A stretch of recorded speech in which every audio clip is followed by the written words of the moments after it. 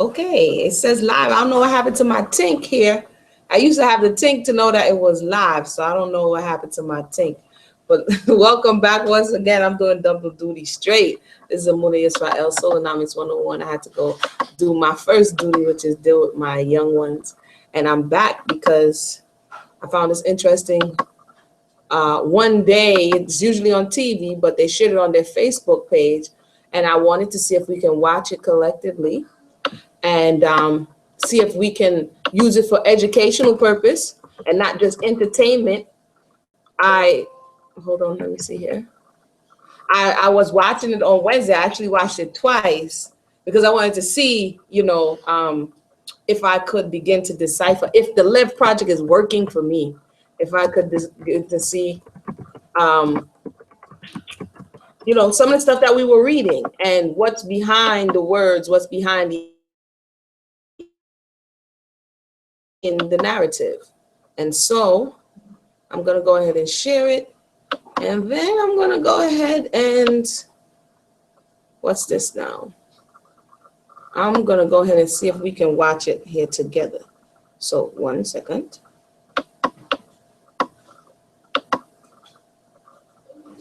We're going to pull this up.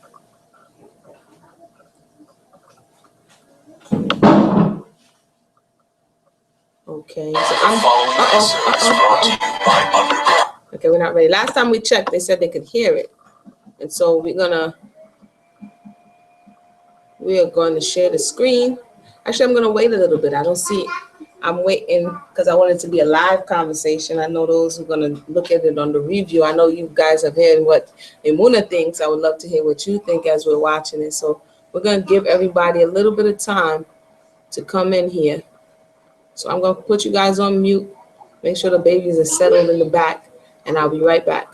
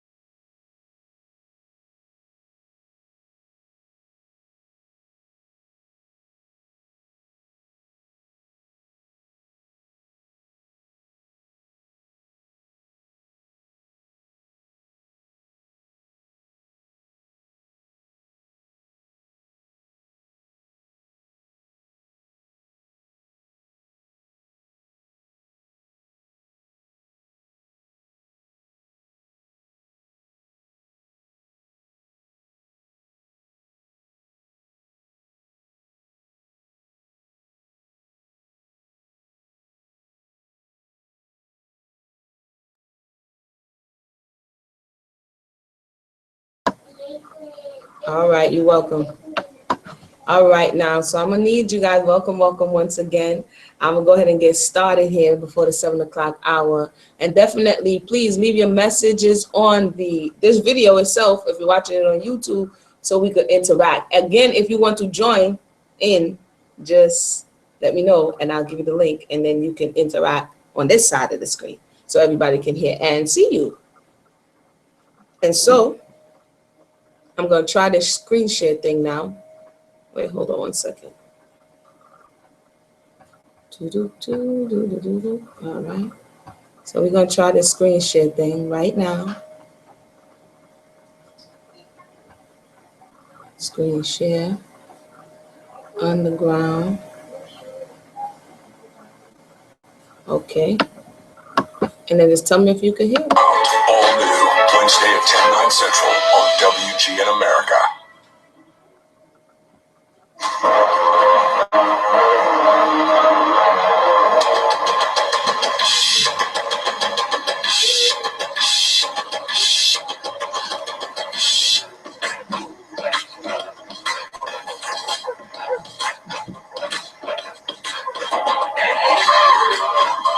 So follow me up to this about to go. With my honey, I'm out of control. But it's nowhere to go. And it's nowhere to slow. If I knew what I knew in the past, I would have been like that when you're head. Come on, homie, what happened? Is they breathing, you gasping? Is they ready to go out of shit?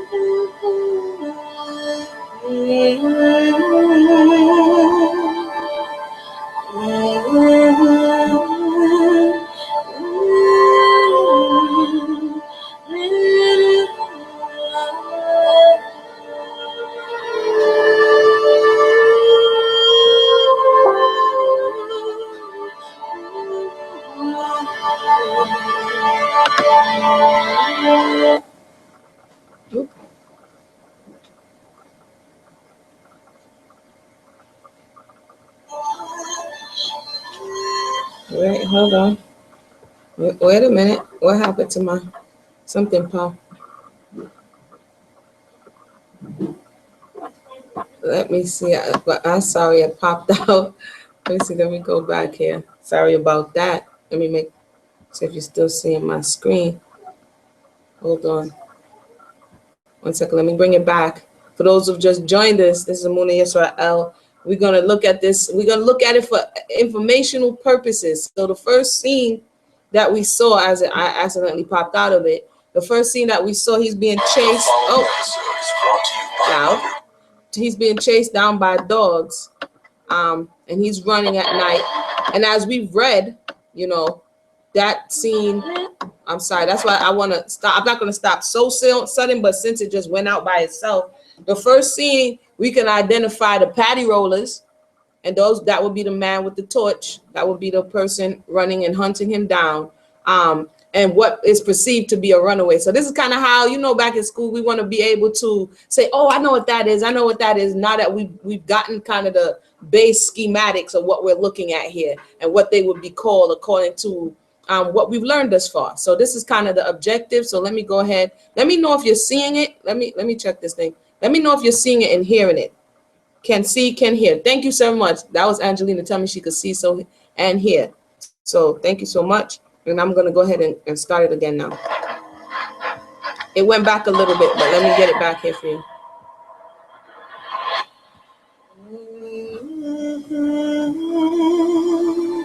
Georgia, 1857.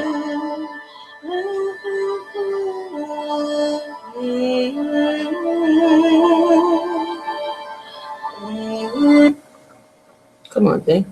And we know, what do we know about cotton? We know that this had to be down in Georgia because, or in Mississippi, Louisiana area, because that is where they began to migrate during the 1800s for this whole cotton boom that was going on.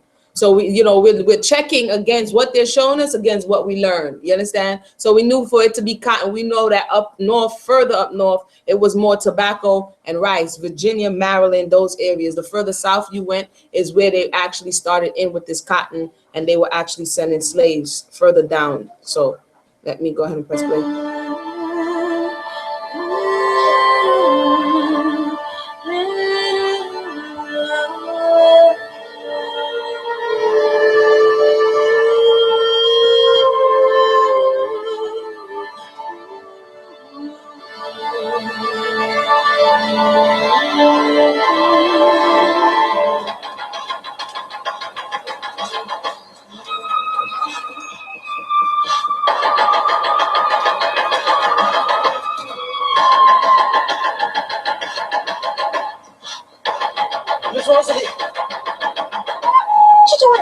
You can't be on this porch.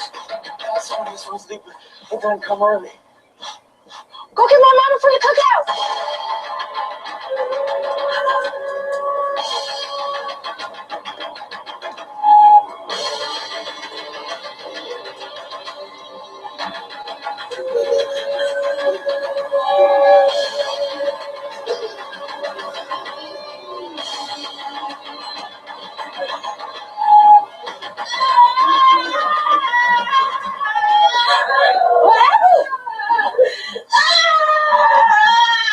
How's the feeling? She just fell on the stomach.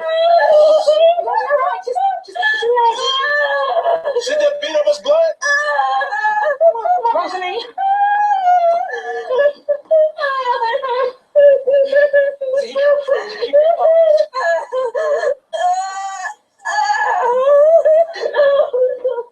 It's hard to see. Ain't nothing about childbirth, boy.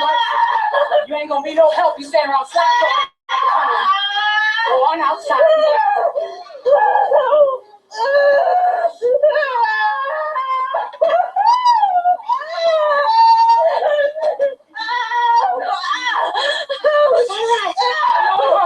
Listen to me.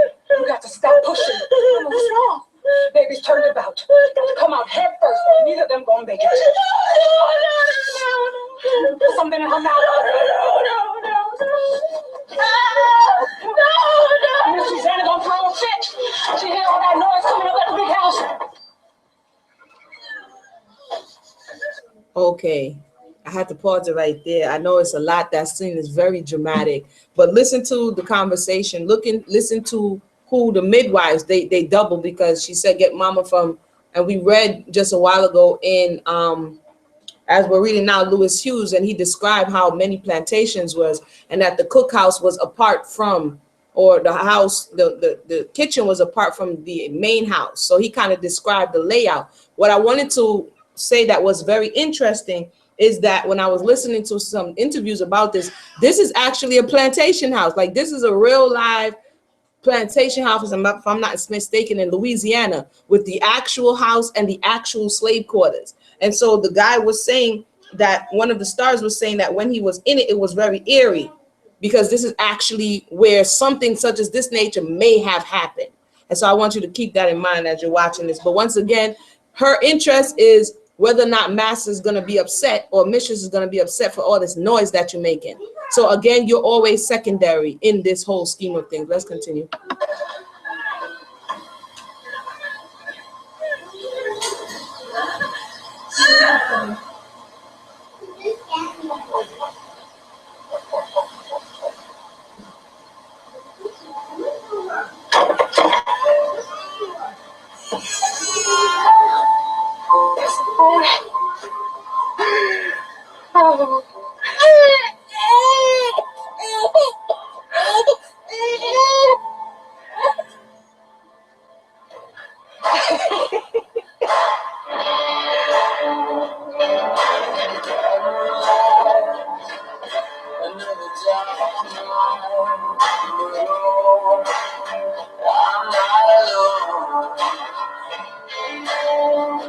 My name's John Hawks. I stand before you today because I'm trying to wonder if, can you guys see, because I'm not seeing that you're seeing here. Let me make sure that you're able to see. Can only hear on this end. All right, I thought so. Maybe it's because I made, let me know, Sister Angel, if you can see it now. Inside this court. Dred Scott, by law, is not allowed a legal defense. He's not even allowed to defend himself. So someone should speak for him. This nation was founded by those fleeing religious oppression. Can you see it now? Escaping those who would deny them their freedom. I ask you, is not the plight of every runaway slave but a noble extension of that same manifest destiny?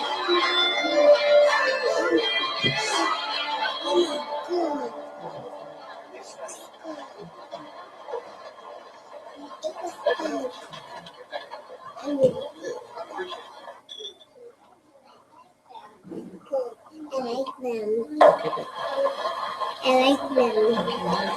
There are three legal questions in front of this court. The first is about jurisdiction.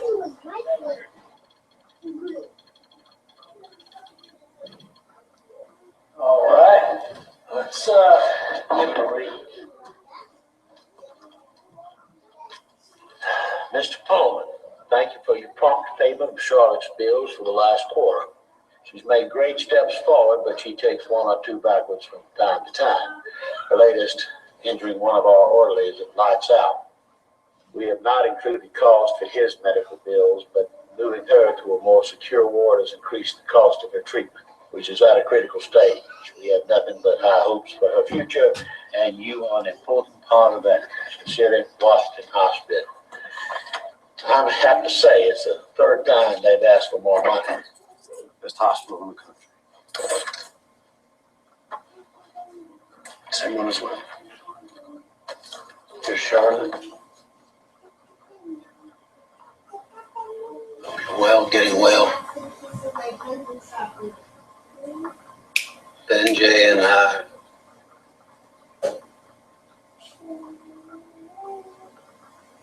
We all miss you.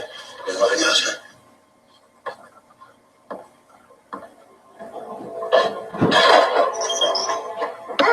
I just wanted to stop here. I'm not sure if your screen, because I'm looking at it on my cell phone, it may be a little lagging. So that, just keep that in mind. But I just wanted to do it, see if, however we could get through it. But I just wanted to make note that this is like ancient texting. But the telegraph man, or in this case, oftentimes Western Union man, is like all in your business. If you notice, he's commenting on like, yo, isn't that the third time? Like, so it was kind of a real close-knit, intimate environment where there wasn't that high level of privacy as we prize so much today. Like this dude, he would know all of the people's business, and if he was a blabbermouth, chances are they would be communicating this throughout wherever their town is, in this instance North Atlanta. But also to add to this, the house slaves were often privied, as well as those who they brought, but because they just thought enslaved people were just so dumb in their estimation, they underestimated, and so they would oftentimes privy you to conversations because you're serving them, because you're driving them. And so this is how a lot of information was transmitted amongst our people, just by being present when somebody thought that you wasn't a threat, so to say. As soon as they neutralized you. But I just thought that was interesting, how the dude was all up in his business. But let's continue.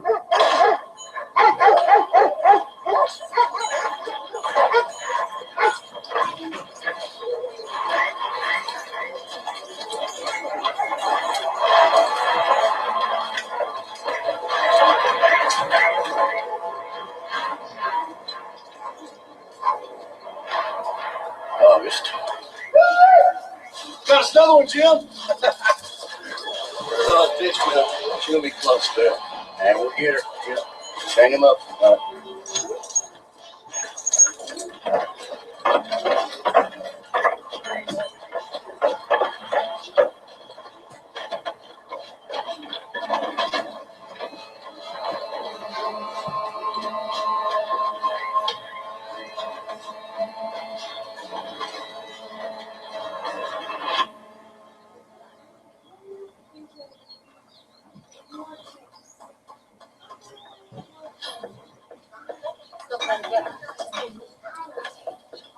Mama, looking for you. Eat your green beans. They're ready for the next course. Little Eve, Rosalie. Let's move. Here, let me put your hair. I'm not staying with the babies yourself. I'll cover for you, but there ain't no excuse not being here for dinner's on that table. And you should know there's some trouble going on with one of the field slaves. Got the white folks on it, so you mind yourself. It's lagging. I'm gonna let it catch up a little bit. But if you notice that now this is the house, people often say the house slaves had it easier because they were inside, but as I said before, this is a picture of them actually having to be in the presence. We read one narrative, it was in Incidents in the Life of a Slave Girl, when Harriet Jacobs said that the cook, because her bosses were so temperamental that if they didn't like the food that she prepared, they would force it down her throat and force her to eat it. You understand what I'm saying? So everyone had their share, and no one was really necessarily just dependent on the master, but it didn't automatically mean that because you're in the house, you're better off than you were in the field. It really depended on who was over you. So I just wanted to bring that forward as we're watching. And she's saying there's no excuse. That's her mother who's talking to her. and basically she's pressuring her, and you had to pass messages real quickly because your environment was so temperamental. It's kind of like walking on eggshells. And this is why I say it's a domestic violence. It was like revealed to me as I'm studying this that it's like a domestic violence type of environment that the slaves were in, because you are in close quarters with these people, and it's like being domestically abused. It is being domestically abused on a domestic scale, because it was home farms and home-based businesses. And so other people were not necessarily in your business, and this is something that you suffered oftentimes in silence. So I just think it's interesting to see it displayed. Let's continue. Why don't we just invite all the slaves? Seeing as we're already inviting everybody else. Darling, don't be ridiculous. We're not inviting everybody, just the important bodies. Please explain to me how the willow sets are important. Carver Willis is about to become the next bishop of Atlanta. You can't get elected in this state without kissing the Lord's ring. Doesn't anybody care that this is my birthday? Not some campaign rally for Daddy to be mayor. Senator, sweetie pie. This has turned into a circus. I'm exhausted just thinking about it. Well, the last thing I want is to exhaust my beautiful pregnant wife. That's why I'm having Avery send over his house niggas. As if the slaves can do anything without my constant instruction.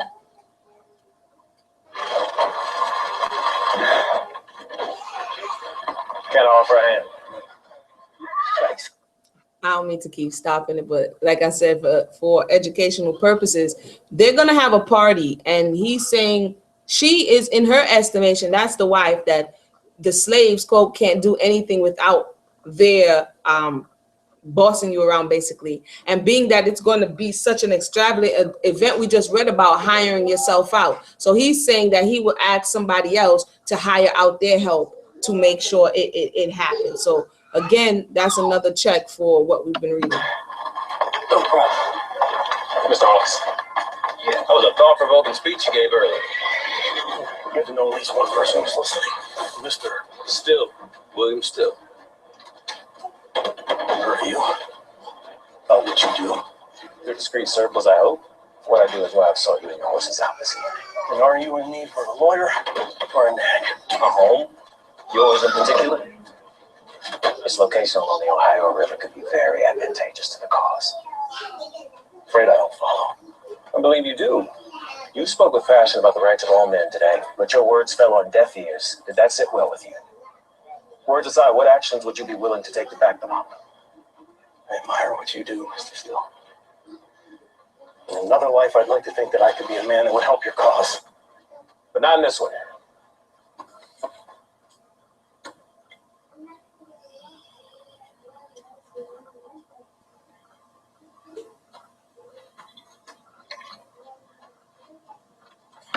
Did we understand what we just saw? This is the difference. This is how oftentimes they put stuff in front of our face for other reasons, not necessarily this movie, and then we don't understand what we just saw. And he's an abolitionist, and they're trying to secure places from Europeans along the way as safe houses. And so because he's speaking out, if I'm not mistaken, about the Dred Scott case, the European man, he's figuring that they would be willing to participate. But we just read Aaron, the history of Aaron. And Aaron, remember, Aaron ran away and he was wandering the north. And Aaron was like, well, don't be fooled. You know, just because they want to abolish slavery doesn't necessarily mean they want to get that close. You know, and Aaron was going into that. So we kind of saw that. I'm not going to ruin it, but let's continue. And there might be a scene that's inappropriate if children are there. So I will not, you know, make it dally on that scene. We'll kind of go through that, but let's continue.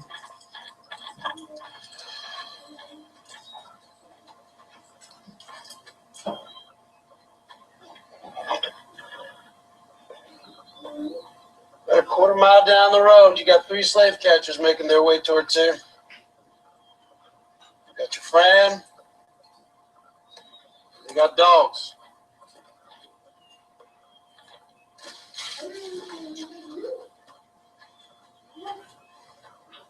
Where you headed?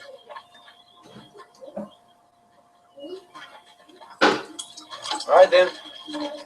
Good luck to you. Please try following the drinking gourd. Did a fair job at that, but wound up on the wrong side of the city of Atlanta.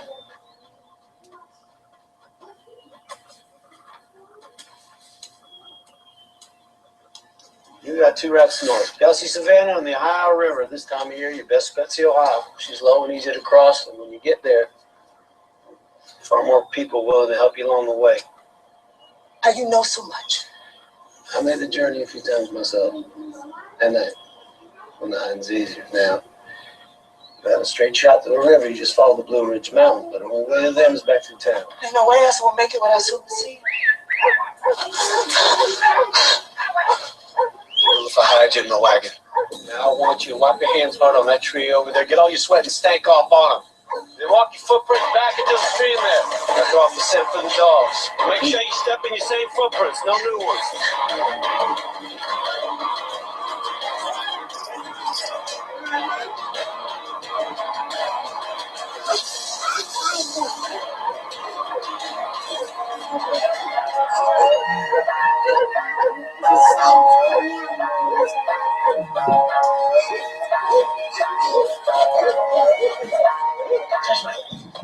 Come on, say that. She took to the stream. Come on, boy. Hold up. Hell of a random place to stop the water to you, August. Nice place for water till home. Seen any runaways around here? You know I wouldn't tell you if I had. I'm only trucking. Send me on my way. Now, before I take a look in your wagon.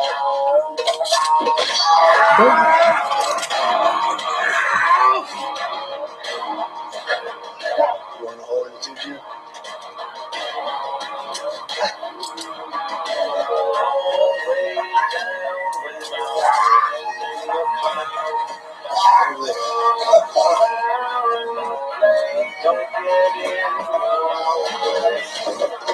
That's it.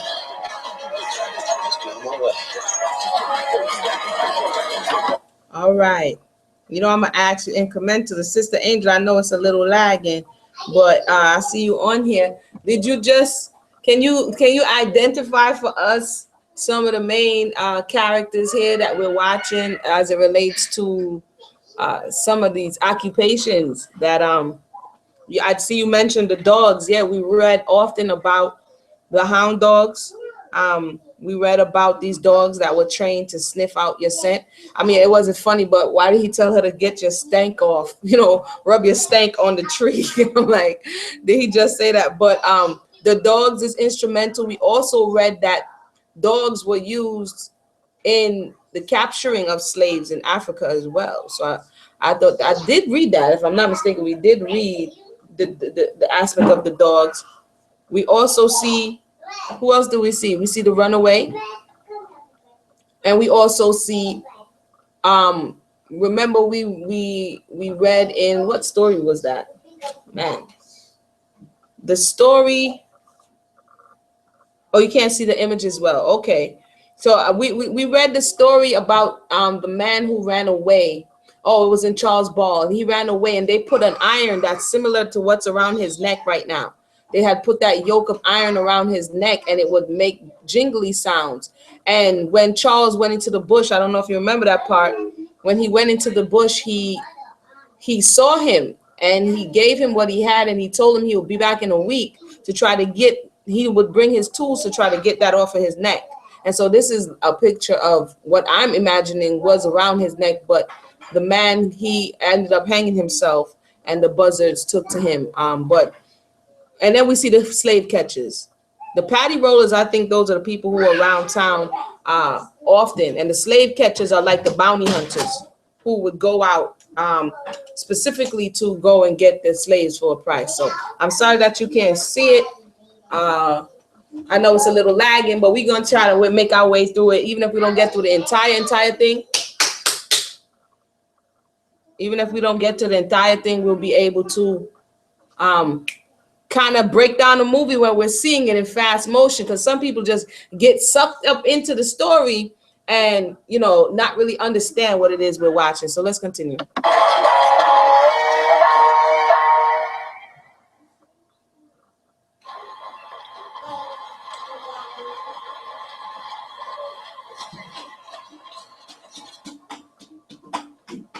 Elizabeth.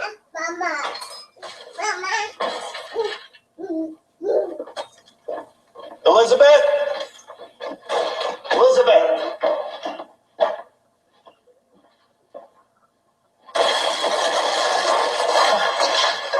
John, you're home early. I thought you're not due to arrive until just before the train. Would the house still be standing if I had?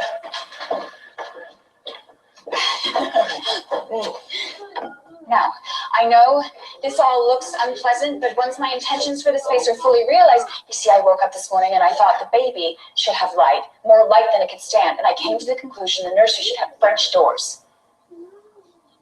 French doors, and over there is a veranda. No, that was an unfortunate mishap. The sledgehammer's quite heavy. What do you think about curtains? I think they should cover the windows. Keep the light out. You're a tease. I meant colors. Of course, it's difficult to decide without knowing if it's going to be a boy or a girl, so I was thinking maybe yellow. It's not that uncommon. There's nothing to be ashamed of. The human body is like a garden. Some gardens, unfortunately, well, they lack a certain...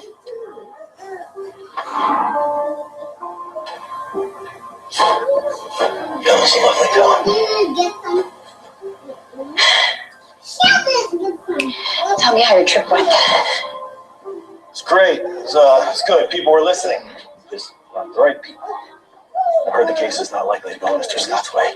He did everything right. He followed the law to the letter, yet he still finds himself in chains. What's a man supposed to do when he feels so powerless?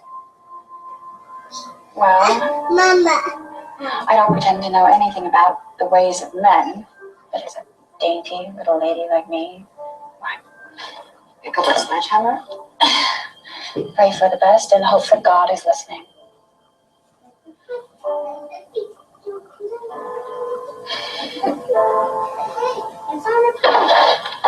Let's go! Go! Here! All right, so in that scene, from what I picked up, what was that? Was she trying to hit someone with the sledgehammer, or was she was in a fit of rage, sis? From what I picked up from it is that she went to the doctor. They were expecting a baby. It looks like the way she's holding her stomach and the way she's spazzing out that she's having a miscarriage. And because she's having this miscarriage, she flew into this state of, like you said, rage. And she's like, bugging out, breaking down the windows and doing all this stuff.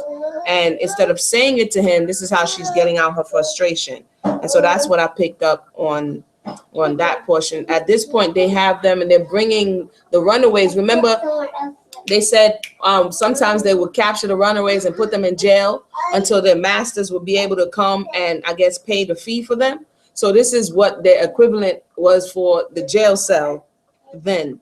So this is what we're about to watch now. Go! Let's go! Settle in. We're going back to your master soon. Now, y'all stay put and stay quiet. Come on, Jim.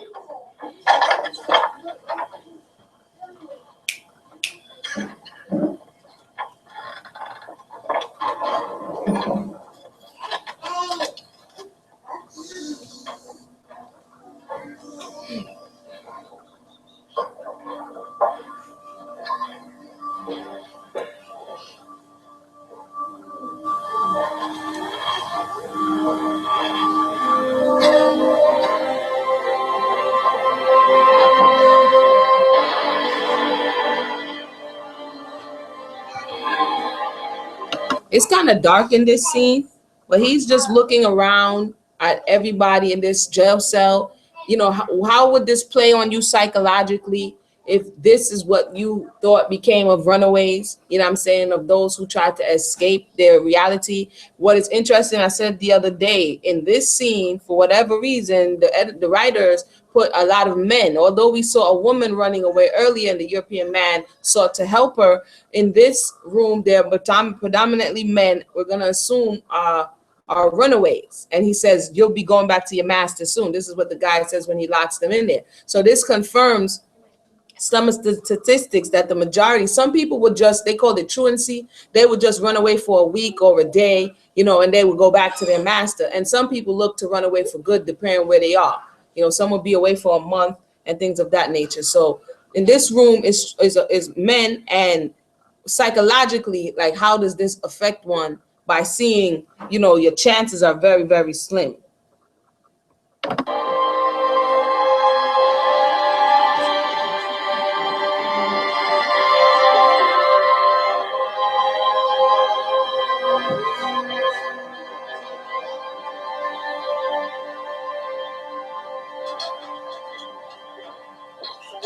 Mrs. Vanna wants her bath early and take James out to your brother. And when you get back, warm up some milk for Miss Mary.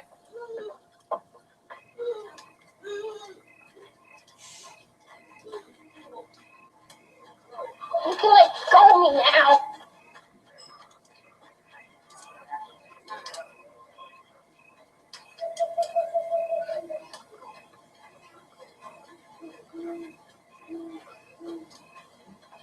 Miss Rosalie, we don't get to see your pretty face enough around here. Early May.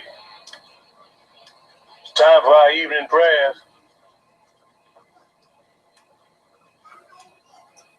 Okay, that's why I'm glad they have it on thing. It's good that we can catch that. She is the house servant, and one of the field, quote, Negroes is saying that we don't get to see a pretty face much around here, because oftentimes the house servant didn't or have the ability, because they was always under the watchful eye of their master. They didn't have the ability to even build or connect oftentimes, depending on how big the plantation. Remember, as you're looking at this, that they said it was a real plantation. And I just, it's wild. But anyway, let me continue.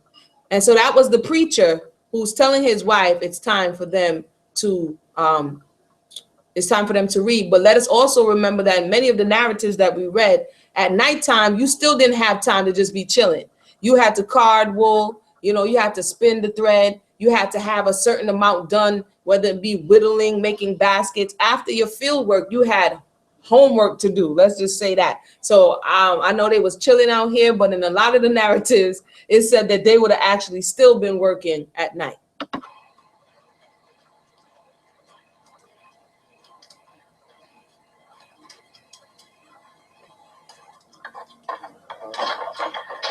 See, he's whittling. That for me too? When it's finished. Wait till TR sees it. Listen, now. This ain't for playing with no big house. This stays here, you can't have it, you hear me? He ain't carved like that. Better than any of them twins TR has. Mama sent some dinner. Mm-hmm. Scraps off the master table. It might be good enough for you, but I ain't no dog. Get on it now. Why they hurting Henry? They've been asking about Noah. The master sent him on some work down the way, was due back this morning.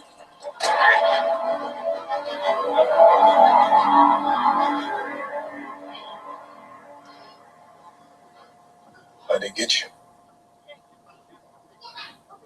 I wasn't running. Yeah, you are. You set them dogs on me before I could show them my past.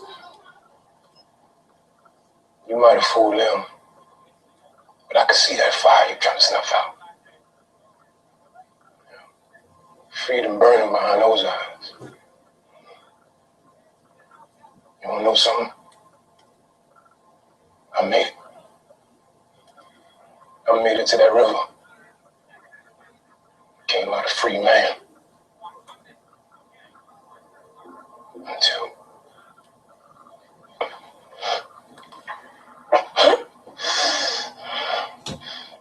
I had it. Map to freedom. No such thing as a map to freedom. Word for word. Show me the way. I carved it out on the wall.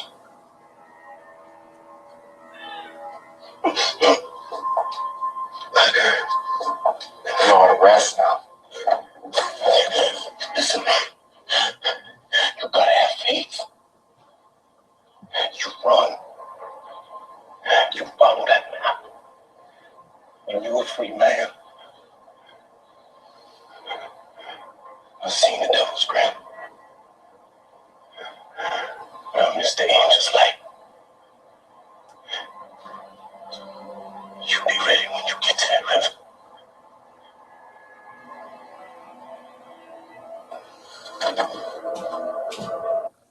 So I'm not sure if you saw it because of the darkness of the film, but of the scene.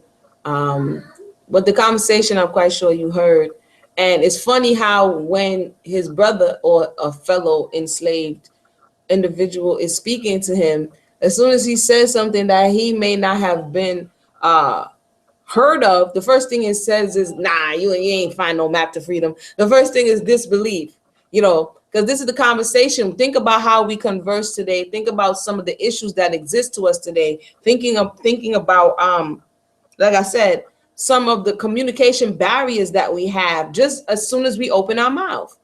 Some of this stuff is rooted in what you may have seen and what you may have been taught about one another. So basically he's saying that he tried to run away. He got injured. He has the map. He carved it on the wall. And this scene right here is wild. So I'm gonna let you see it.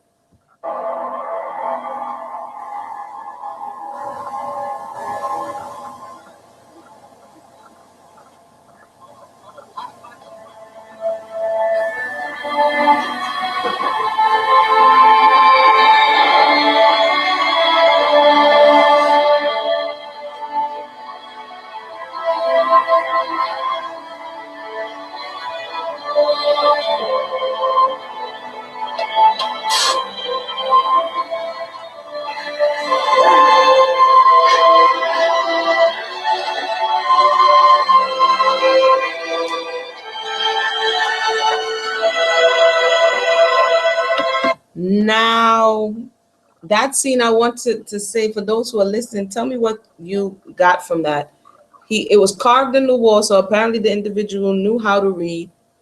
The man doesn't find anything else for which he's going to get this information, and so he takes the blood from the wound of his dead fellow enslaved brother and smears it on the map to freedom. What would you receive? For me, I received that freedom was paid, but the price of blood. You understand that many slaves, as we're reading, had to suffer, had to bleed, had to die for freedom, for the map even, not even to get to freedom, but the map to freedom. So these are some of the subliminals that when we're watching television or movies such as this, we won't really, it depends on who did the movie. But like I said, it's something to learn from everything. And this is definitely spinning the narrative to where it's less people telling you not to run away, and there's more people encouraging you to run away. So there's no such thing as a map to freedom, profound for the date and time. Kane, that's the first thing that comes out of his mouth. Not like, yo, bro, let me see it. You know, who told you? Where'd you get it from? It was the first thing is disbelief. You know, there's no such thing as a map to freedom, because he's there and they were accusing him of running away. And he's like, yo, I wasn't running away. And the brother is saying to him, I could see it in your eyes. You trying to get up out of here. And I have the way. And the first thing he says to him is like, nah, ain't no such thing. Like sister said, there's no such thing as a map to freedom. So very, very interesting that he takes his blood and he imprints it, the map, in the blood that he played to be able to get to that point, to be able to come back and tell you, I'm not going to be able to do it, but you could definitely try.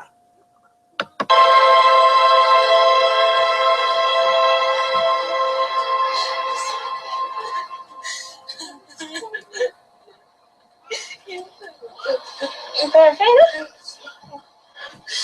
Serafina? Come on now, you should be laughing. Please, the sinless life and the pain. I couldn't have him growing up like this. Oh, not like this. And he's free now.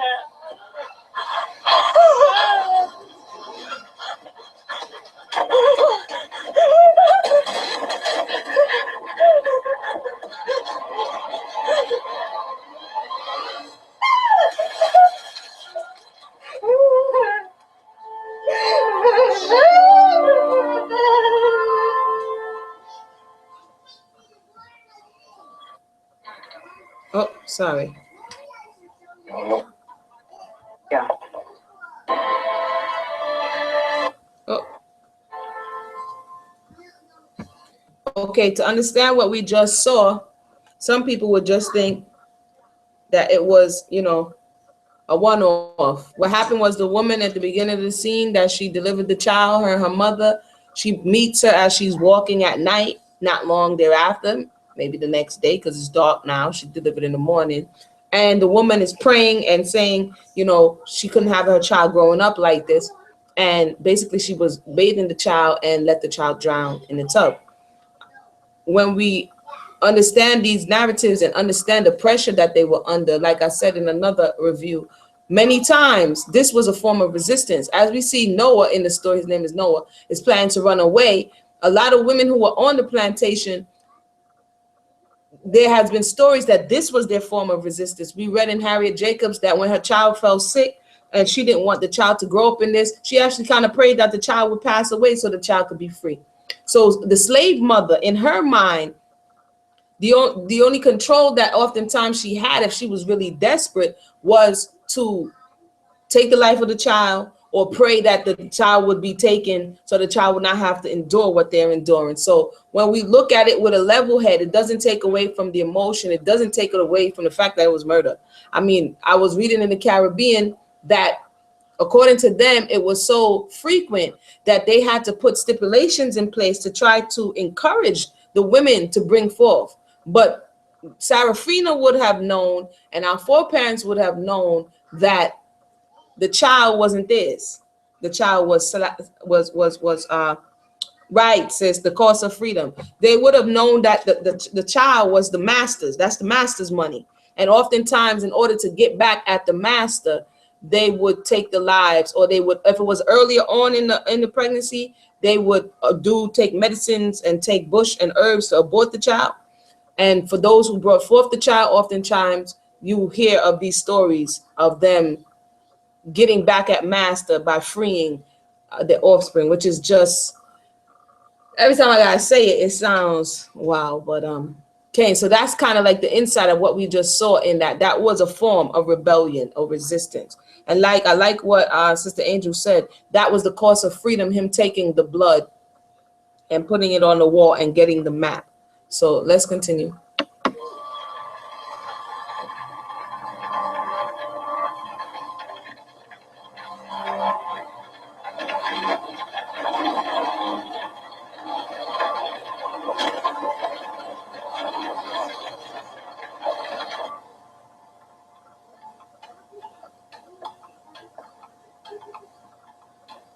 I can guess where your head's at, but you got to bring it back here. Right here on these cakes, because we're using all the eggs we got. I just can't understand how someone could do that to their own baby. I can. Fear is something powerful. From a young age, we think we know it. But I ain't never truly felt fear. Real fear, till I had you and your brothers. And the minute y'all were born, I was afraid of losing you. That y'all be sold, killed, that your brothers would be worked and beat to the bone, and that you'd be too pretty. There ain't no fear like that you had for your child. Like so you can't see straight. You can't change what you saw last night. Focus on what's in front of you. Lose yourself in the work. I mean, that's why I say, people like, how are you tired? They're dropping it on you. And if you know, if she says, lose yourself in the work, you can't change what you saw last night. Her mother has been seasoned, calcified, if you may, to the reality that you had no time to grieve. You had no time to go through the process. You had no time to process what you saw. You lose yourself in the work because that was her mode of survival and many people's mode of survival. Because as we're reading, even when people became free, because of the way the system was set, where would they go and what would they do? So we can sit and play armchair quarterback all day long about what we would, could, and shouldn't have done. But they're giving a kind of inroads to the different mentalities that the slaves or the enslaved took on in order to survive, because now it's called survival. She's saying that I understand, and we heard that in another narrative, that if it was a curse, I think it was Harriet Jacobs, that it was a curse if a young girl was born pretty, because you already know that's going to be a sentence to be abused, molested, raped, and everything else. So she said she didn't know fear, and she could understand why, like Sister Angel is saying, death was viewed as freedom. And that's what, for oftentimes freedom was viewed as freedom, but for those who didn't feel like they had what it took to get there, their next thought is that death was freedom, and freedom from the oppression that they were experiencing. How do we begin to heal? Is at least by understanding what our foreparents experienced from their eyes, not from your eyes, looking at their eyes, because they got through it, you know. And we can't even, oftentimes, you know, I heard of a brother, you know, he went to a movie, 12 Years a Slave, and he after he couldn't take the first scene, he got up and walked out. But they got through it. They had to go back in there. They had to go back to work. They had to get salt water thrown in their back and get back. So how did they get through it? Because some of what they used to get through it, we can now use to understand it and heal from it. So let's continue.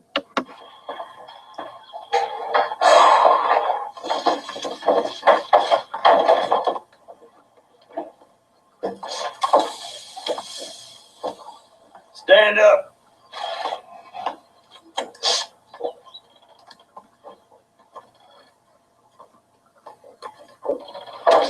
I put my trust in you, know.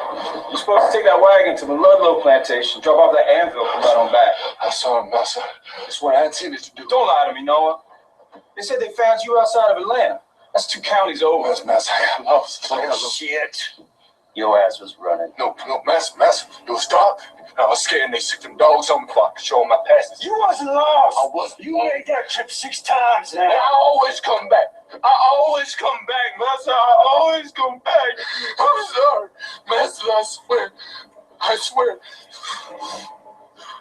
Bill, how many miles you reckon between my plantation and the north? Hell, more than I can count. Well, my guess is at least 600. On foot, there's not a man on earth who could make that, especially not being hunted by those whose sole aim is to drag him back in chains, dead or alive. After that, there isn't anywhere to hide as a nigger in a white man's world, and you got yourself an impossible feat. Almost as impossible as getting off my plantation. Yellow River on one side, Stone Mountain the other. 300 acres of thicket and swamp everywhere else. I swear. On the 4th day of the Lord our God blessed me with a fortress. 20 years, I've been the master of this plantation, and I've not had one runaway. Not one.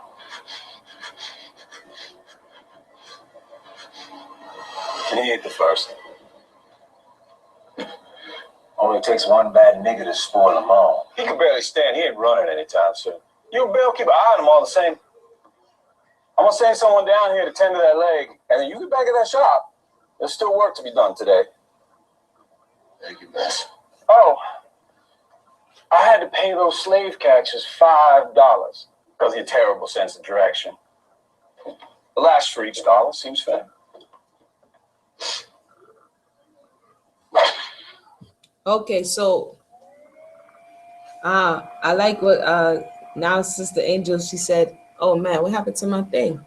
Sister Angel said, resistance, rebellion, I see. Yeah, there were some who resisted, and that resistance was their sign of rebellion. There were different levels of their rebellion, depending on the individual, depending on their circumstance. And it's important to see that. Sometimes we only just see running away as rebellion or resistance, but it took many forms. We also saw that running away, that's why we saw in that scene, the man had a brand. There he goes. He had a brand by his face. I got a boy. Sorry, let me get it. Last free. He had a brand by his face, because there's some accounts that said if you ran away once, they would brand you, or they would cut your hair. Different people would do different things to indicate that this was a runaway. So they were threatening him based on the fact they didn't believe him, because we read in another narrative, or I read, that they said never trust a quote unquote Negro, because they're always lying. And that was a European by the name of Francis Ann Campbell. But the point of the matter is that they would do things to mark how many times you would run away. And so they were threatening him with branding, and it was to drive fear into him. But we see the overseer, who oftentimes was of a poorer class, who got, because he couldn't own slaves, he felt like at least I could get to take out my frustration on them. And then we had the foreman who was of a quote black person as well. He was enslaved, but they would put him over the slaves. And we just read that in 30 Years a Slave. So they have all of these characters. Oftentimes, unless it was a smaller plantation, the master hired out his punishment. He would put other people in places to punish the slaves. So yes, resistance, rebellion, again, takes different forms. Men, women, children. They said some of the rebellion, the resistance, they would slow down the workload. They would purposely break the tools, the farming tools. They would pretend like they're dumb, like they don't. So that's why they say, oh, Negroes are so dumb. No, it was oftentimes a game. They would pretend like they didn't know what you were instructing them to do, to kind of passive resistance. They were passively throwing things off because they didn't want to, basically be bossed around without being paid and told what to do. So let's forward and continue here. I hope this is helpful. Yes, no place to hide. Absolutely true. Because when they run, they're gonna run up into someone else's territory and deal with other things. So definitely, this is what he says to him: there's no place to hide because you're gonna stick out basically like a sore thumb, And so let's continue. I hope this is helpful. I know probably the first time you watch it, this is my third time watching it. So the first time you watch it, you may observe, but as you go through, you'll be able to pick out and just see how your learning process is going. This is really why I'm doing this, for us to sharpen our skills and not just sit down and absorb things for entertainment purposes only. Maybe the other side of the city. It's safe to get out now.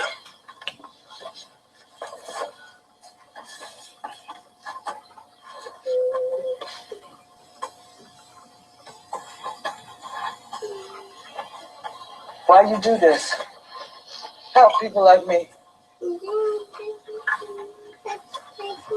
I got a boy. His name is Ben. He's about 12 years old. You don't yet know the world's a harsh and unfair place. I'm afraid there ain't no changing that. Not in my life, anyway. Well, I suppose when it comes down to it, I'm just thinking of his future. Thank you.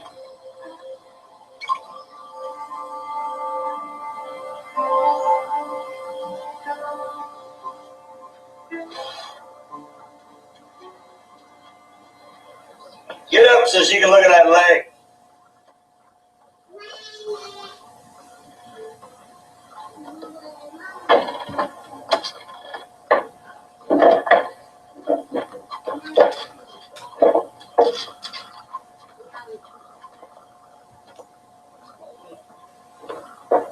And that scene was short before that point, as she just the woman who ran away, who was in the bush, the man put her in the wagon and the dogs were after her basically, and she says, why are you doing this?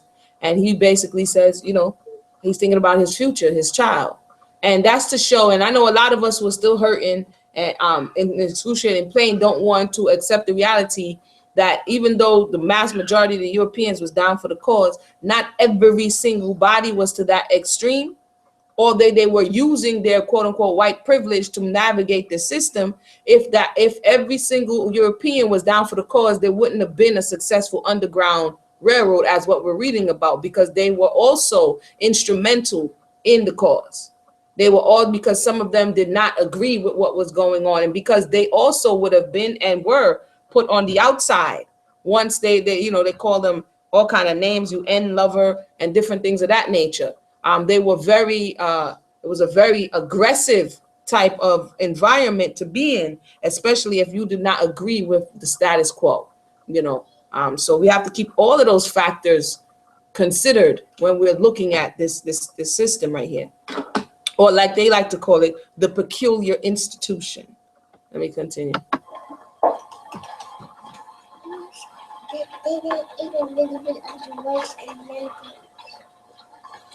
We'll have to take off your shirt. Seems I need some help, if you don't mind.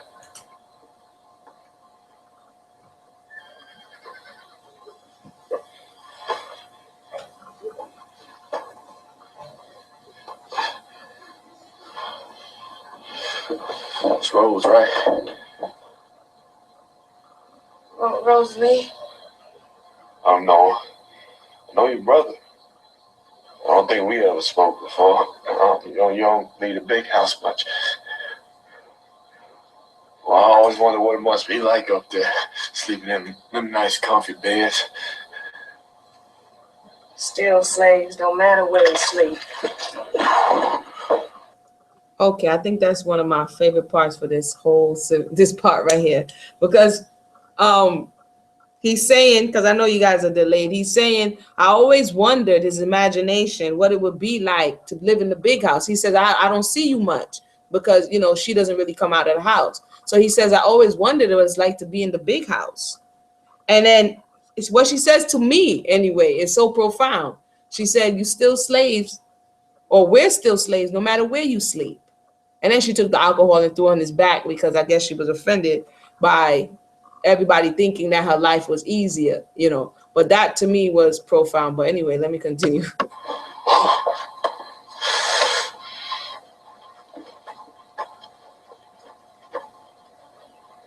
This ain't that bad. Yeah? Yeah, I guess I should put this to better use.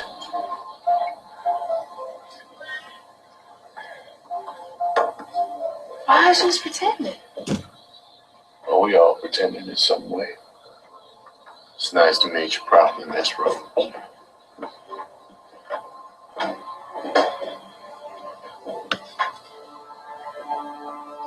And the second most profound thing for me was it's the same scene where she says, hey, man, your leg is not that bad. Why are you pretending? And he says, we're all pretending in some way, because this is what the slave was forced to do. They could not show discontent. They had to pretend like they were happy. They had to pretend like they were feeling good in their position. You understand? This is not only were you subjugated, you were forced to pretend like you liked it. And oftentimes we look back and call people coons, and you call each other names, and not really, I'm not saying yes or no, but I'm saying that it's easy to speak when not in that position.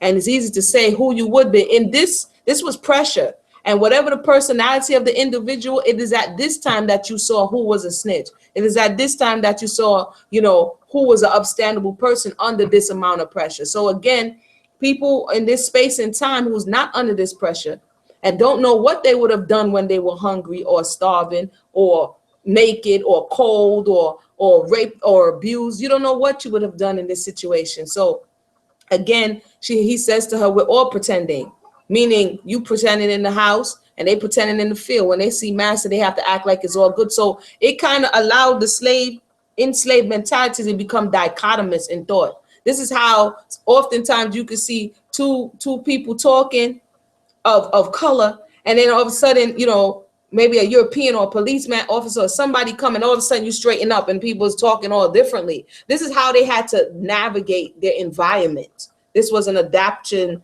that allowed them to sustain where they were. All of this stuff, I know it seems like, Amuna, where are you pulling this stuff out of? It's all in the movie, but let me continue. It's all, we just have to train our minds to be able to see it.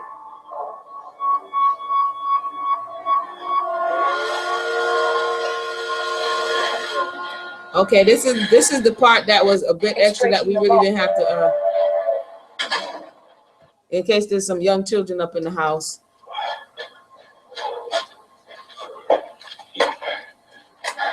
How many? 200 every night. Add 50 more. You said you'd be back for the niggas was gone. I ran into some trouble. I ain't make it to the city like I planned. You all right? Good. What about you? That lamp. Oh, I got the lemon thing. I'm weak. That ain't no threat. So they can stop watching me so close.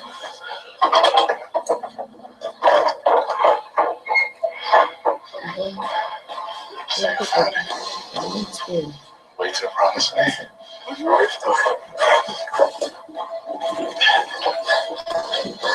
this here, this was carved on the jailhouse wall. I don't know much, but I know that this is real. We gotta still find somebody to read this to us. We gotta do way more than that. That jailhouse was filled with poor souls being dragged back in chains. You know what they all had in common? It was all alone. It ain't ain't enough to just find which way to go. We got to get a group of us together. The club up out and find strength in numbers. When we run, ain't no white man gonna be able to stop us. All right, now they want to hype you. You gotta remember, it's a thriller. It's made for TV. So when you hear that music, they want you to get all hyped. Let's not get sucked up into it. Let's hear what the man was saying. He said he saw a whole jailhouse full of people who was trying to run for themselves.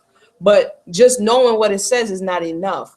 You're going to need a team of people to be able to implement it and work collaboratively to get to freedom. You understand what I'm saying? So, the music kind of threw you off a little bit, or threw me off a little bit. But what I was going to say, and I said it before, about an African proverb that I came across one time that says, if you want to go fast, go alone.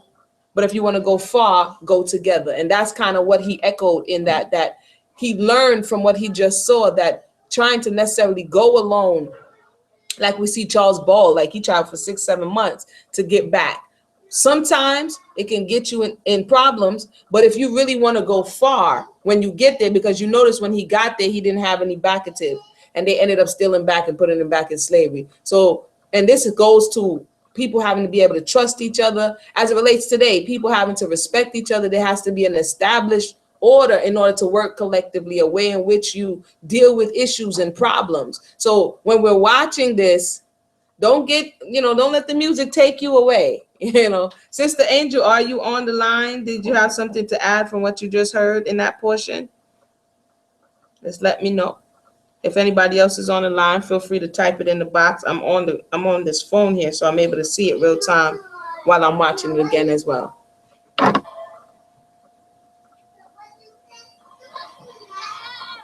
Daddy, you like my hair?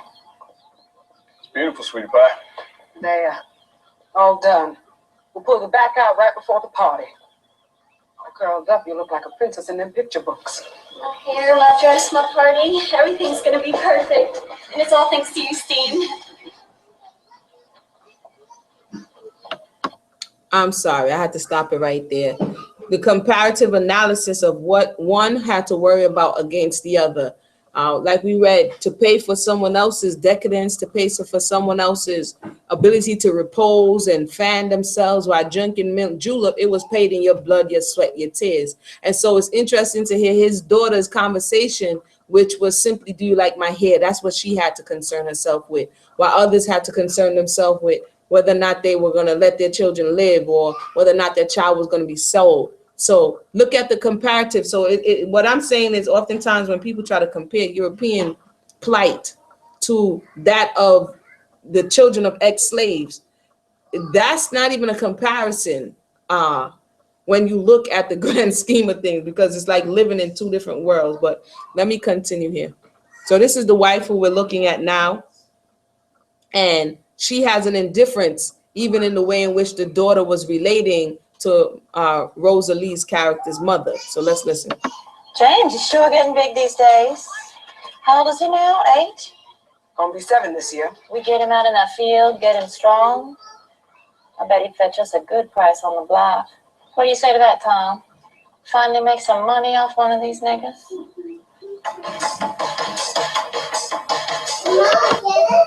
Psychological. I told you about that domestic abuse. This is psychological. This is psychological warfare to always keep you on edge.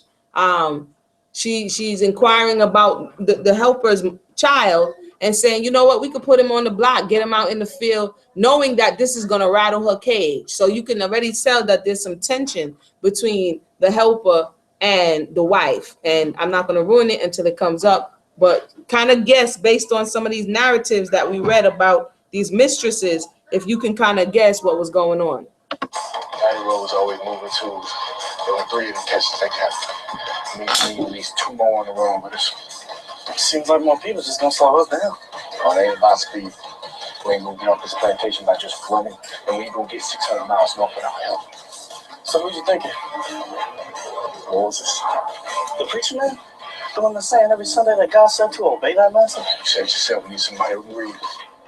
You see how that Holy Spirit catch him on Sunday? Words ain't coming from God, they coming from that book you keep having. Just haven't got on our side, wouldn't hurt nothing either. Oh, if he's picked a side, it ain't ours. How about Sam? He's smart, clever building things. He could come in handy. Oh, he saved up with a little and get him in the shop. Fool thinks he's master over the bias free. Play by the rules. Might not be able to trust him. We go physique. He did his house. I want something to kill him and try to have his way with Seraphina. He can store anything in our way. He ain't got nothing left. Save for a wife who killed his baby. Everybody be paying their respects man when they put that baby in the ground. It's gonna be our only chance. How's that leg? It's doing all right, Mr. Gator. I appreciate your ass. They find your wagon? They know you ain't been to Ludlow's. No, he was on the wrong side of Atlanta. It ain't my wagon, it's Sebastian's. It's been out there for days. All them bandits. You really think there's anything left to find? You think you smart? No, sir. No, sir. Please, master, please. I'm just a big old dumb nigga. Please don't punish me. You might have fooled them, but I see you. You a troublemaker, and you got the itch. That about right, ain't it? You think you're smarter than the rest of us. You think you a free man. You have yourself a nice day now, Mr. Cato. Well, you ain't as smart as you think, so I'm gonna give you some advice, boy. Don't you play big nigga with me.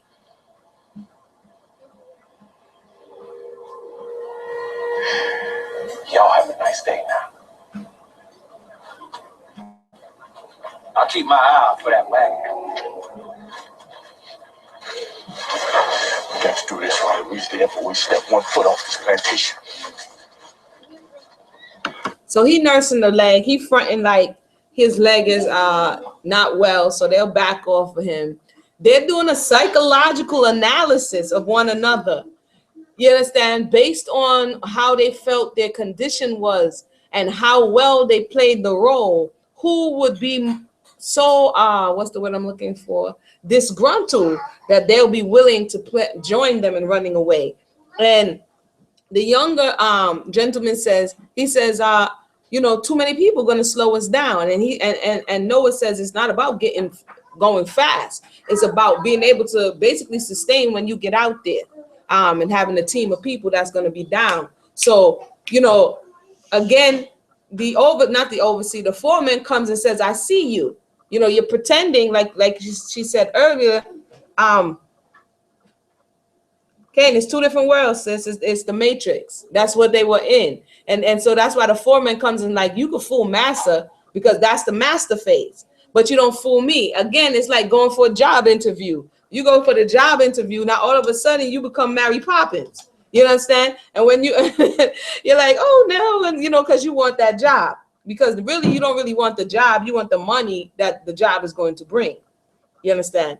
But when you go home, you're a different person. You let your head down. And this is what's happening now, that merger, why they keep saying, oh, things are inappropriate. Because now you don't want to wear the weave to work and come home with your afro. You want to wear your afro to work. And so many people are waking up out of this matrix. But in this space and time where their whole matrix extended beyond the plantation, it was much more difficult to show who you really were, because that meant trouble, that meant danger, that meant injury, that meant death to a lot of people. It meant a life in oftentimes seclusion, because some people they were just trying to survive. So people say crabs in a barrel, but it's coming from where? This is where it's coming from, and unless we have ever addressed it, it's always going to be there. We see Sister Angel said, make some money off one of these terrible, our loss is their gain, basically. And it still is today. And it still is today. You know, it still is today. So, okay, we're going to finish this up.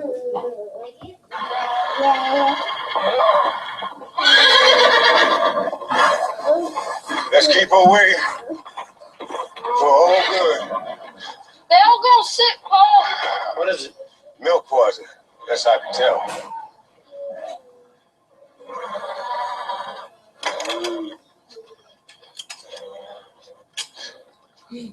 What are y'all gonna do? You know what? Come here. I almost forgot. I got you something from up north. What is it? There's called the baseball. Whole new sport was invented a couple of years back. Some regulars in the Yankee Tavern were going on about it. And this is for catching the ball. Yeah, put your hand in there like that. And you know how we got to break this leather in, right? Like on the saddle, so that it works right. Some fellow in the tavern was suggesting that you tuck the ball on in there so that you get to know each other a little better. Why don't you go up to the house and do that now, Ben?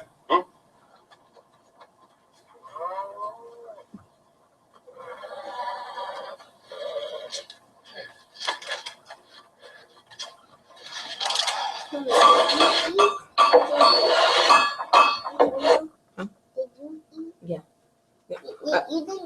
I'm coming. And again, this is the baby saying, "Mama, did you eat?" To the Most High for them. Speak. Yes. Yes, I'm gonna eat. Speak.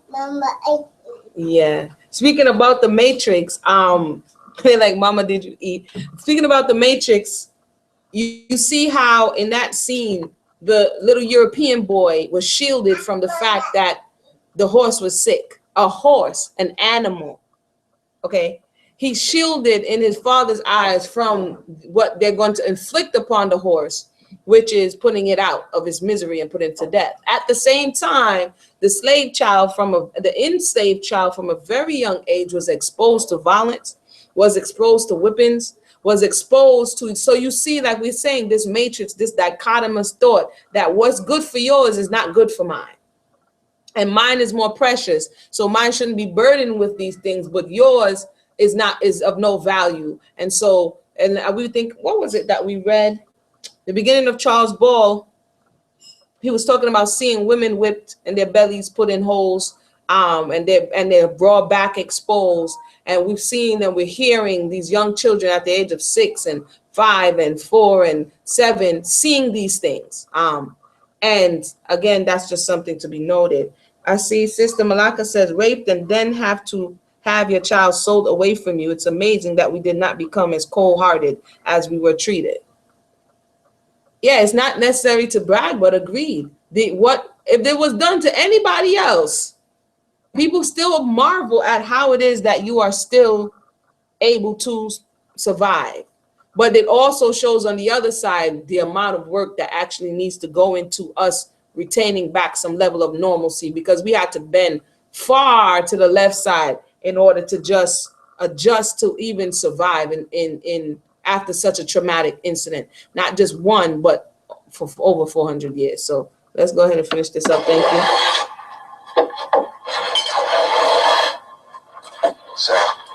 Sam, tonight, the funeral, we need to talk.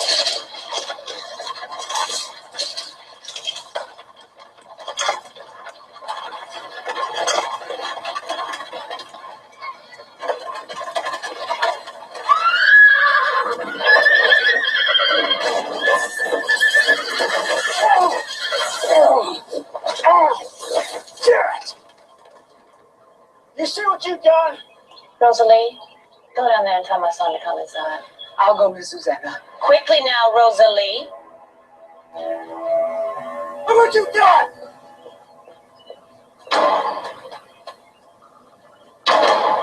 You got them all dirty! That thing's worth more than your life, boy! Mr. Bill? Get your hands out. Come out! Mr. Bill? Miss Susanna wants Mr. T.R. and James to go back up on that porch with us. I was going to pay for wasting my time. Hold out!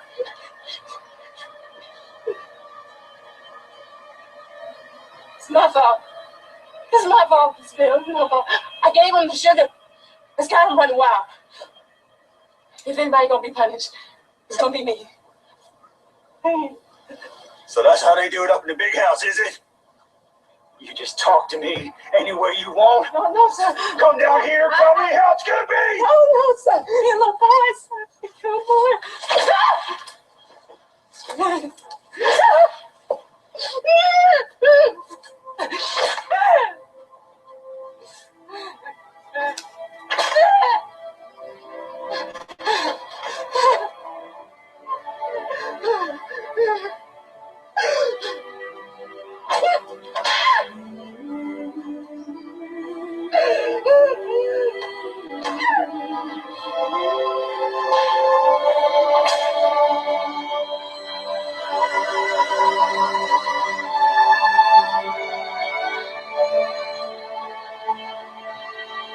Massa, guess I'm coming up the drive.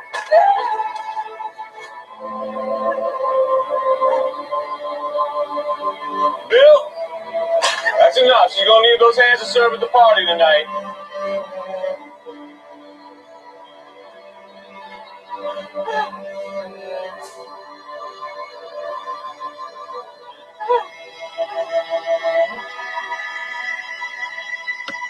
Okay.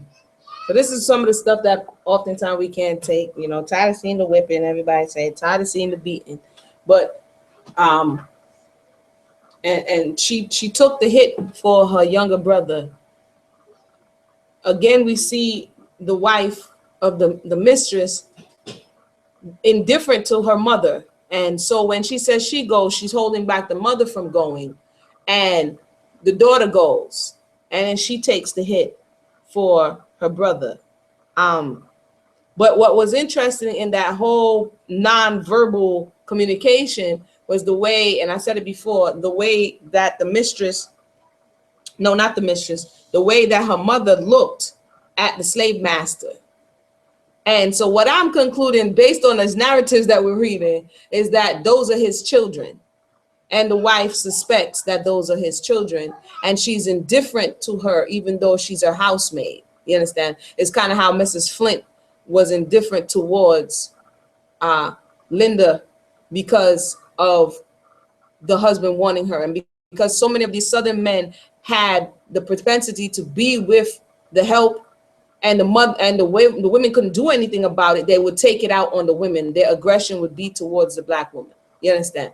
And so for me, I could be wrong. This is my surmising based on the whole scene, is that now she's getting this hit because of the whole dynamic. She may be his, the younger he actually may be playing with his half brother and not knowing it, but that's what I'm picking up. So inside of the scene of getting hit, let's not lose some of why even the people are allowing this. There's a lot of unspoken that's going on here. That's not to take away from her getting hit and the fact that somebody could just roll up on you and just because they felt like it, they just hit you. You understand? You know, talk about corporal punishment, talk about brute force. You know, oh, you accidentally spilled my thing, I'm gonna hit you. And so this was the terrorism, really. It was a level of terror that was instilled in the people. And we also came across something that stated that the heightened awareness of the enslaved people was on a continuum. Something was always happening to somebody. And just as you're watching this movie and your adrenaline gets high when the music starts running, and, you know, think about for the last less than 30 plus minutes, how many incidents happened. Somebody was born, somebody died, somebody was whipped, somebody ran away, somebody was in jail. So then they say, oh, quote unquote, black people love drama. It's always this heightened sense of awareness for your safety. This is what they call about post-traumatic slave syndrome and post-traumatic stress disorder. You know, and they say that could happen if you're in an incident one time. How much if you're in an incident on a daily basis that you don't know what tomorrow is going to bring? How would that translate you with your life today? You know, so those are some things to keep in mind as we're watching this, when we may know somebody who always, if there's no drama, they're going to stir it up. You understand what I'm saying? Or that they're hyper vigilant, or they always think somebody's out to get them. This is kind of stuff that you would have been taught and passed down through sayings of your mother and your father, and your grandparents and things of that nature. So let me continue.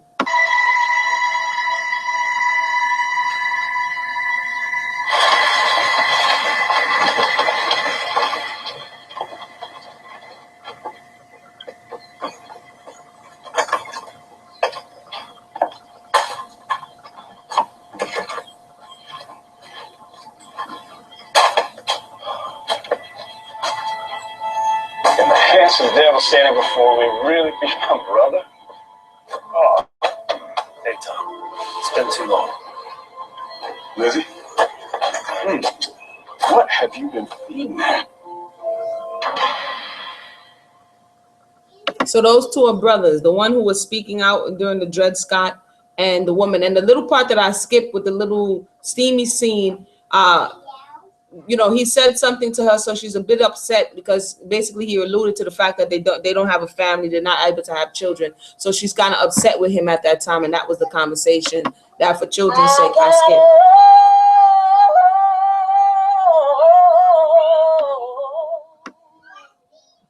You gotta run.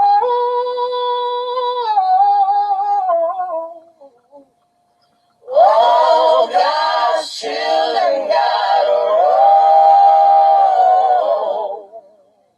When I get to heaven, gonna put on my robe. Shout all over God's heaven, heaven, heaven. I got wings, you got wings. All God's children got wings. 'Cause when I get to heaven, gonna put on my wings. I'm gonna fly all over God's heaven.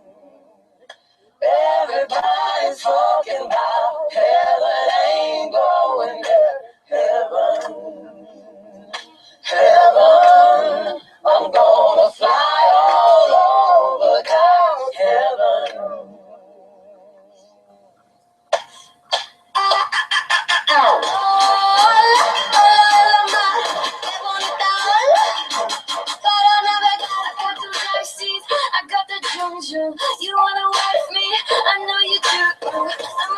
And they have some contemporary music here.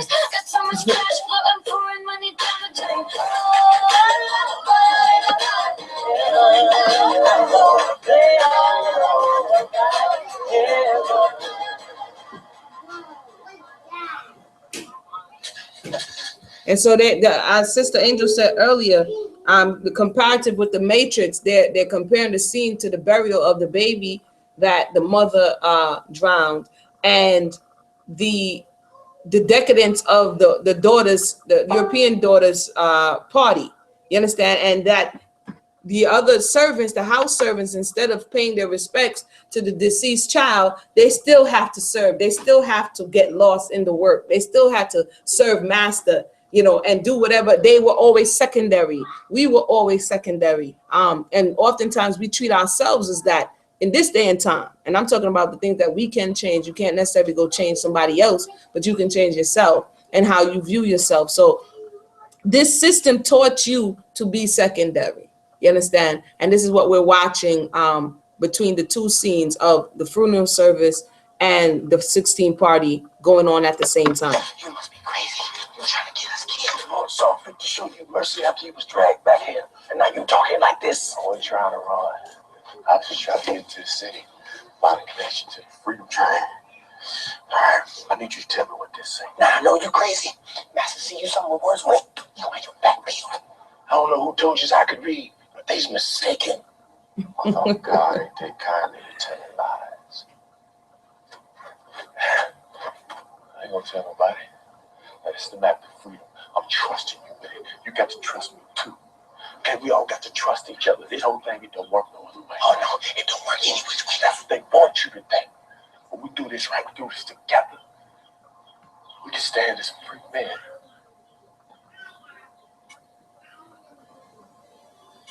The ugly death. That's the only thing we're gonna find when we stay here. Slip it to me. I'll see what to sit back in my cabin. You're not doing much talking today. Having a hard time. Sister, is anybody out there? You know, I hope you got that conversation about trusting one another, and that's the only way. And then the voice of the master, really, which is telling you, no, you can't trust each other. You can't trust one another. The only person you can trust is the system. If you get caught, you're going to be punished. If you get caught, you're going to be terrorized, you know, psychological warfare, physical abuse. You know, we have to equal in all of these things and not marginalize them when we're taking a look at this conversation. So let me continue. Opening up a conversation with your fellow slave owners. Well, it's all the more reason I appreciate you making the trip. Mary's birthday isn't a matter of politics. It's a matter of family. I couldn't help but notice you and the wife weren't doing much talking either. If you ever say something so reprehensible that you can't possibly take it back. Why do you think I own so many acres of land? There's more places to hide. Love that accent you've adopted, by the way. Mm-hmm. I'm just trying to embrace the culture. Is that part of it? The bid for senator, show them that you're one of them? They know I am one of them. That's why the Democrats approached me. They think I can speak the language of the North. I hope I still can. Good campaign manager. Smartest guy I know. Good. What's his name? John Hawks.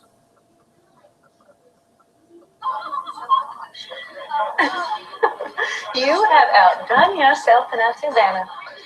Maybe we talk about this one for the rest of the year. It's not a competition. Oh, says the woman who always wins. The men and the women in antebellum or right before antebellum South, right before the war, they lived totally different lives. Not only is it said that the patriarchal system, quote unquote, this peculiar institution suppressed or abused women, enslaved peoples, they also thought that way towards their wives. And so they were often locked up in the houses or subjugated to only places that they agreed that they could be in. And so this will create, one of them in particular said that the Europeans were very lazy. That's not me saying that, that's her saying that. And that the women were often sickly because the environment of the South wasn't conducive to them. Being there in Louisiana in this deep South, this kind of climate. And that they were frail and pale and lazy and not doing anything. So there's a saying that devil have work for idle hands. You understand? So when someone is idle and they're just social and they're just chatting and they have all of this power, it corrupts. And so this is also important to keep in mind as the mentality of the European female, when she gets to this state of feeling also powerless, that she's now going to exercise her authority over who she feels that she can, be over, which would be the slaves, and in particular, the quote unquote woman slave or black woman slave. Elizabeth, tell us about the weather up north. Do y'all get anything like this heat? Elizabeth, Bernadette was asking about the weather up north. Right. Yeah, it does get hot, but nothing like this. It's a bit, oppressive. Is your husband a planter like his brother? No, John operates a law practice in the city. He's also quite the activist. Well, that's wonderful. For what cause? Rats for niggas. I try not to talk politics at social occasions. That's amusing, because I feel like all you Northerners do is talk. We're the ones down here doing all the work to keep the economy going. This cake is delicious. Did you make it yourself? I guess it's easy to be a woman of ideals, given your condition. And I promise you this, you and John will both feel differently on the matter if you ever have children. Now, I simply must show you ladies where the nursery will be. Come this way. So they don't only just feel that they didn't like each other either.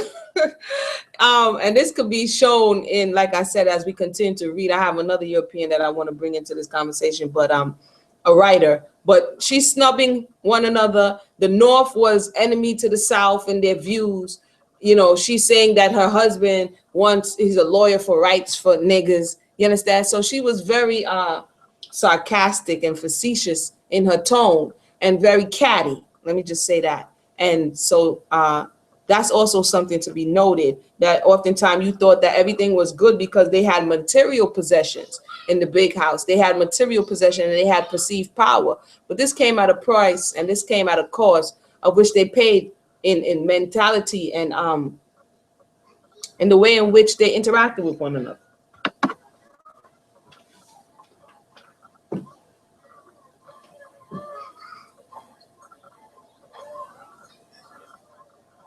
That's the built-in air conditioner. They had a little boy with the fan. And we've read stories about the built-in air conditioner. This is how they would use you as a instrument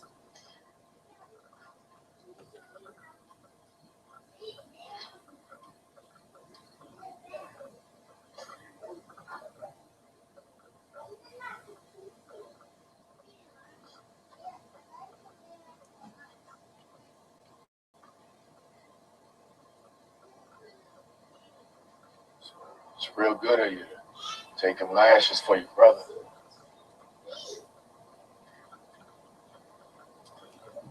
He says we all pretending. What do you mean? We all know we're supposed to be free.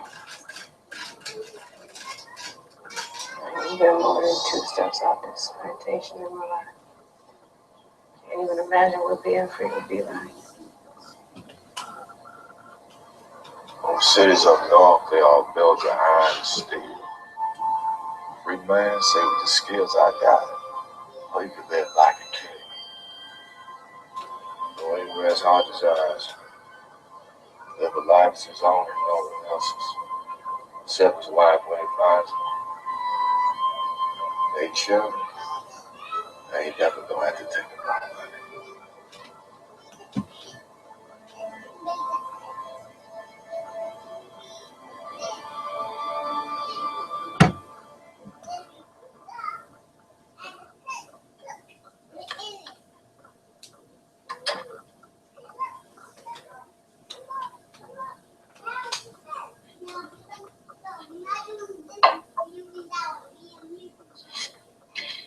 Did you have a chance to taste the peacock?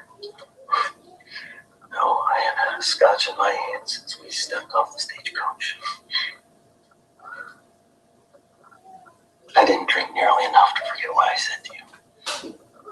You're right. I need to start putting our family first.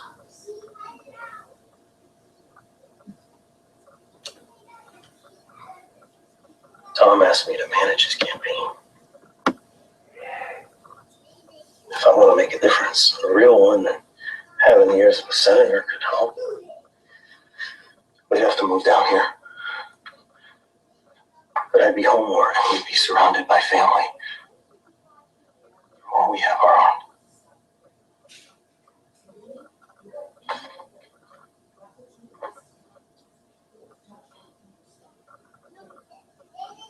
It's me. I'm the reason that we can't have children.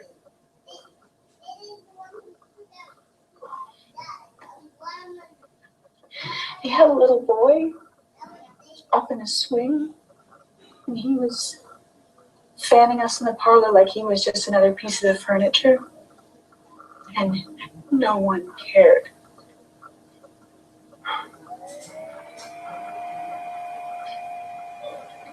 This isn't the kind of world that I want to bring children into.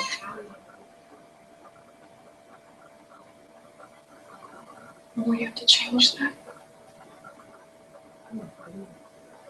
$5 on the Macon plantation, and here's $50 for the one from Alabama Way. Hold on now. The notice says $100, dead or alive. That's for the pair, male and female. That bitch, we done chased her over a cliff. She fell. Must have been 50 feet. Is that so? I reckon it could have been 75. Ain't no way to get that body. Well, the good Lord must have been looking out for her, because she ended up in here without a scratch on her. The rest of this money goes to the slave catcher who brought her in. Who's that exactly? That'd be me, Jim. Stole her right from us. Y'all ain't the only ones, Trick. He walked her right in here with his coat over her head. I swear I heard her call him Sam. That true? I don't know. She called me an angel.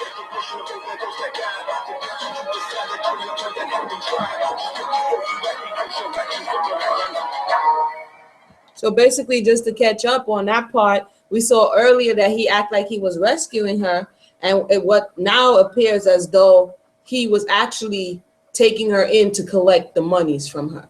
And so that's very interesting. We don't know which way it's going to go, so we'll leave it there. Hey, boy.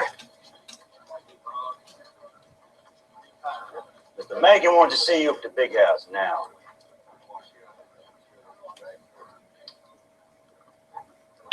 Actually, no. What I did want to say is, as I said, I didn't have anything more to say on that one.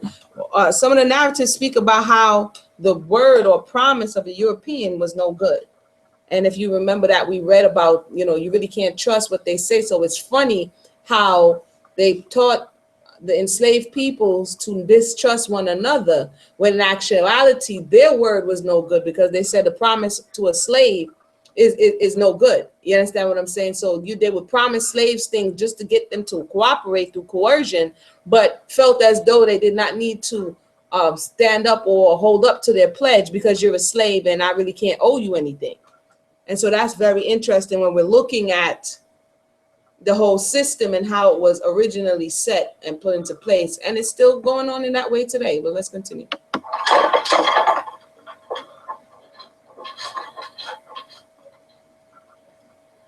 We left off John 15:13. I got something else I want you to read me tonight. Where'd you get this? Noah, you think I'm the one that can read? It's a song. My mom used to sing it to me when I was no older than Lou. Some of the words are different. Noah reckons that that's the way to freedom. Sing it to me, Mom. I've seen death, but the moss stays the same. The sun is shining through the blue haze. They're drinking gold, the wolf yells his name. The devil breathes when he shows you the grave. The river Jordan rises on high, pulls you close to the angel's light. And if you fall, get back up again. 'Cause freedom's fruit heals all your sin. Waiting to see heaven's door.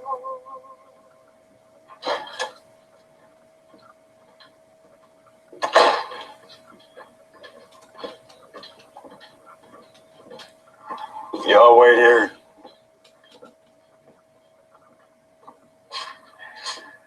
This can go one of two ways. I tell the master where I find your wagon. We see if that slick tongue of yours can talk yourself out of it. You don't know nothing. Know enough to know you planning something. See, I think you're running and you're going to take that boy with you. The way I see you's watching everybody talking in ushers, maybe you're going to take some others too. A thing you ain't consider. You get caught or not. It's going to be the slaves left behind that's going to pay the price. Don't act like you care about nobody else. You only care about yourself. You're right. That's why I don't mean to be left behind. Ain't no chance in hell. Let's go. Guess we gonna find out who the big nigga is now.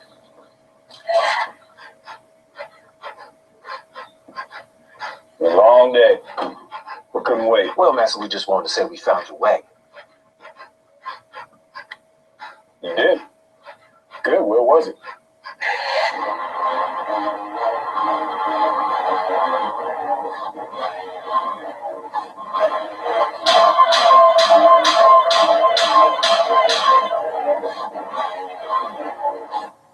All right.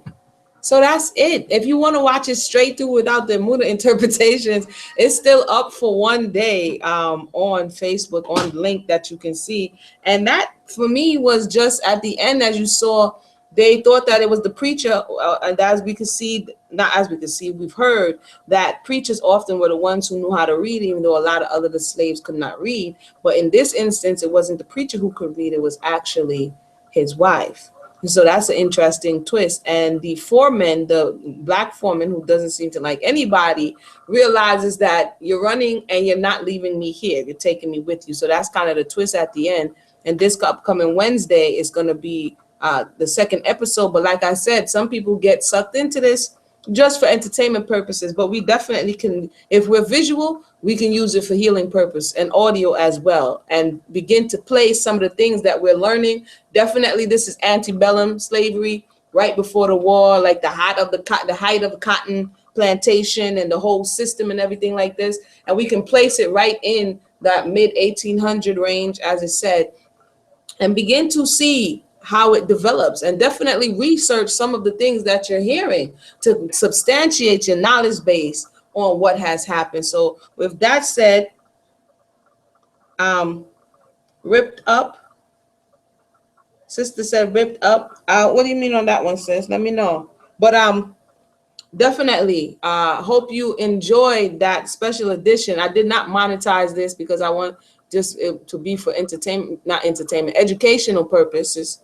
And so I do not mean any copyright infringement. This is for learning purposes as we sit and dissect it. Once again, if you want to see the whole thing, go back and look at it, and you'll be able to see the different working parts that are not necessarily spoken in words, but you see beneath the surface. So once again, I think I want to leave on what Sister Angel said, resistance and rebellion. She sees resistance and rebellion, and that's what it was. It had so many different forms. It didn't have just one form. It had many different forms, and the more we study, it doesn't have to be every single day, but the more we study and learn about these different forms and the way they took, the more we will understand that, oh, if I was a house slave, there's a whole lot of if I was. And it's good to just understand what was, and the choices that people made, and the choices that people didn't make. And today, the choices that people make and the choices that people don't make, and how we can use that to further ourselves. When it comes to working together, as he said, when it comes to learning to trust one another, when it comes to learning to listening to one another, when it comes to knowing what our weaknesses are, when it comes to knowing what we can take and what we can't take, what we, under pressure. Some people, if you lock the air conditioner off, like they was in some straight hot oppressing heat. If you lock the air conditioner off, some people be like, oh, I can't take it. They'll rat you out for some air conditioning. You understand? So it's easy to live in the lap of what is perceived as luxury and feel as though you're no longer a slave. But the reality is, how far will you go? How much can you take without compromising your integrity, without compromising your character? Would you have been buck dancing? Do you buck dance now? You know what I'm saying? Did you see it as a survival mechanism? Okay, let me not. But, these are some of the questions that, like I said, will bridge that gap between, oh, not me, never, ever. And you know what? That's truth right there. So, again, I hope you enjoyed that. I hope you were able to learn from it. And I hope it wasn't as painful as many usually say it is. It is painful to see, but it is also painful not to see. Until next time, my name is Amuna Yisrael. This is Solonomics 101. And today was a special event. I hope we can have a discussion like this. And I hope that you could come back after the next showing and show me some stuff that I'm not seeing, because my viewpoint may be one way, and you may be able to see some stuff that I probably wasn't seeing. So again, go watch it straight through. The link is on Facebook, and you can just watch it straight through and let me know what you think. All right, one.